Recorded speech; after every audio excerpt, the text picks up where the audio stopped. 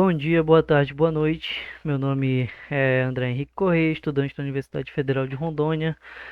Faço parte do Programa de Educação Tutorial PET Física da Fundação Universidade Federal de Rondônia, orientado pela professora doutora Luciene Batista da Silveira. E hoje nós vamos é, dar início a essa videoaula falando sobre dilatação térmica. Bom, o que é a dilatação térmica? A dilatação térmica é o fenômeno em que os corpos sólidos, líquidos e gasosos aumentam seu volume, comprimento ou área em resposta ao aumento de temperatura. Então, vai acontecer com vários materiais, cada material tem o seu tipo de dilatação e o tanto que ele dilata dependendo da temperatura. O primeiro tipo de dilatação que a gente vai ver é a dilatação linear. É aquela em que predomina a variação em uma única dimensão, ou seja, o comprimento. Exemplo de dilatação de fios, cabos e barras, que a gente consegue enxergar muito bem em fios de alta tensão, aqueles bem grandes que ficam em BR, em estradas, que se você perceber de dia no sol, na temperatura maior, a gente vai ver que os fios estão bem alongados, tá? Faz aquela parábola. E à noite, quando a temperatura abaixa mais, você vai perceber que o fio está mais esticado por conta da dilatação. Bom, a dilatação linear, para a gente estudar ela, a gente tem que considerar uma barra de comprimento L I, como se fosse o L inicial, a uma temperatura TI de temperatura inicial. Então, aumentando a temperatura da barra para a sua temperatura final, seu comprimento passa a ser o L final. Então, a gente tem esse exemplo aqui embaixo. Então, a variação, ou ΔL, que é igual ao LF menos o LI, ou seja, o L final menos o L inicial, comprimento final menos comprimento inicial, é a variação de comprimento, isto é, a dilatação linear da barra. Na variação de temperatura, ΔT, então é TF menos TI. Então, a partir das relações, podemos escrever a equação para dilatação linear, né?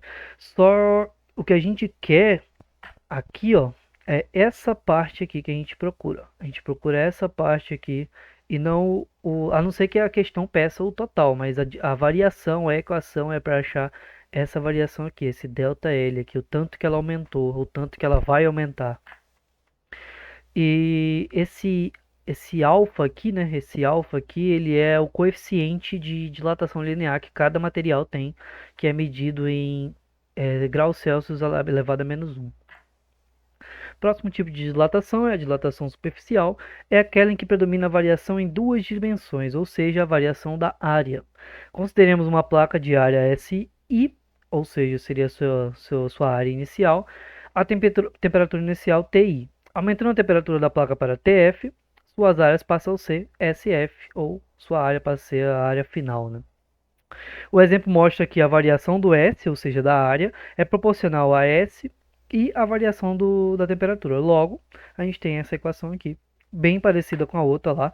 A única coisa que vai mudar é que aqui a gente trabalha com área e esse coeficiente aqui, esse beta, ele é um coeficiente de dilatação superficial e não linear, né? Então isso aqui vai se expandir, ó, em todas essas duas direções, para cima e para baixo, para um lado e para o outro. Próximo tipo de dilatação, esse conteúdo é bem tranquilo, então vamos lá. Dilatação volumétrica. A dilatação é denominada volumétrica quando ocorre variação das três dimensões de um corpo: comprimento, largura e espessura. Com o aumento da temperatura, o cubo da figura sofre um aumento de volume ΔV, tal que a gente tem aqui, ele está numa temperatura inicial aqui na esquerda e o seu volume inicial. E depois, aumentando-se a temperatura, a gente vai ter uma temperatura final e uma variação do volume final também, um volume final, né? E a variação é o que a gente vai calcular. Então, o ΔV é o volume final menos o volume inicial e o ΔT é a temperatura final menos a temperatura inicial. E aí a gente vai ter essas seguintes equações aqui.